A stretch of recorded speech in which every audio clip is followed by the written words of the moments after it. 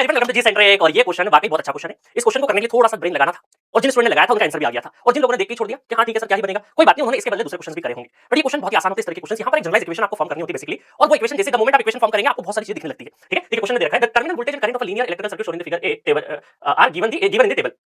आपको दे रखा है टर्मिनल वोल्टेज VT, ये VT है बेसिकली, ये क्या है VT, और ये है IX, ये क्या है आपका IX या टर्मिनल IX ले लो। और ये करंट इस तरीके से जाता हुआ है, x से दूर जा रहा है। ठीक है, x से दूर जा रहा है और इन्होंने टर्मिनल इस वोल्टेज VT की वैल्यू कुछ दे रखी है 18 वोल्ट, 30 वोल्ट, 36 वोल्ट, और उसके बिहाफ पे जो करंट है IT करंट, ये IT करंट है, IT करंट। ठीक है, अब चाहे तो इसको प्रॉपर कर देते हैं अपन IT VT and IT current, थोड़ा बड़ा कर देता हूं।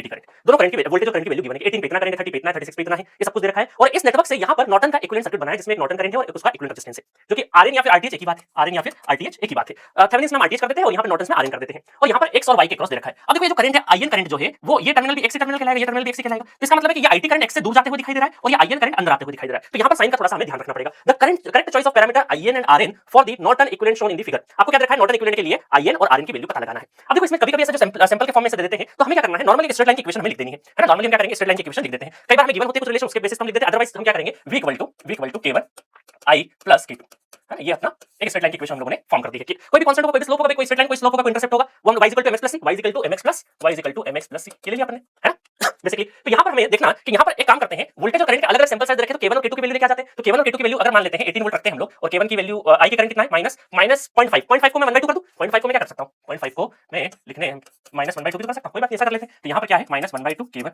Plus k2, equation number 1। Equation number 2 कौन सी, 30 ले लेते हैं, 30 ले लेते हैं। तो यहां पर 1/2 k1 प्लस k2, दो इक्वेशन फॉर्म हो गए। अच्छा, दोनों इक्वेशन को हम सॉल्व कर ले क्योंकि हमारा मकसद तो k1 और k2 की वैल्यू निकालना है। तो यहां पर हम देखेंगे तो ये एक्सप्रेशन कैंसिल आउट हो गई, तो डायरेक्टली ऐड हो रहा है ना, यहां पर डायरेक्टली ऐड हो रहा है। 48 इक्वल टू यहां पे 2k2, तो 24 दूनी 48, तो k2 कितना आ गया 24, k2 24 आ गया। और k1 कितना आ गया, k1 अगर किसी भी वैल्यू पुट कर लेते हैं 30 equal to k1/2 equal plus 24, उधर जाएगा तो 6 और 6 दूना 12, तो k1 आ गया है 12 वोल्ट। 12 वोल्ट क्या आ गया है k1। तो इसका मतलब क्या है कि आपका जनरलाइज एक्सप्रेशन अगर हम देखें तो v इक्वल टू k1 कितना है, k1 है 12 I प्लस k2 कितना है 24, ये है जनरलाइज एक्सप्रेशन आपकी। ठीक है, अब देखो जनरलाइज एक्सप्रेशन में आप हमेशा ध्यान रखना, ये जो स्लोप है ना, कोई भी v और I करंट के बीच का, कोई भी अगर y equal to mx plus c है तो उसमें v और I की जो कैरेक्टरिस्टिक्स उसका जो स्लोप होता है वही बेसिकली रेजिस्टेंस होता है। तो जो 12 है ये स्लोप है, दैट मींस यही क्या है आपका रेजिस्टेंस है। तो RN की वैल्यू तो क्या आ जाएगी आपकी 12 आ जाएगी, RN कितना आ जाएगा 12 आ जाएगा। ठीक है, अब अगर हमें क्या निकालना है IN, तो IN क्या होता है basically ISC, short circuit current होता है, शॉर्ट सर्किट करंट होता है। तो शॉर्ट सर्किट करंट जब हम इसे शॉर्ट करते हैं तो यहां जो करंट होगा वही आपको निकालना है, यहां जो करंट होगा वही आपको निकालना है। तो ये जो करंट होता है इसको जब शॉर्ट करते हैं तो VT क्या हो जाता है 0। तो अगर मैं इसमें ये जो V है इसको 0 कर दूं और करंट की वैल्यू निकालता हूं, V को मैं क्या कर दे रहा हूं 0 पुट कर दे रहा हूं, और 12 into I प्लस 24 उधर की साइड में गया तो कितना आ जाएगा ये I इक्वल टू -24/12 मतलब -2 एम्पीयर,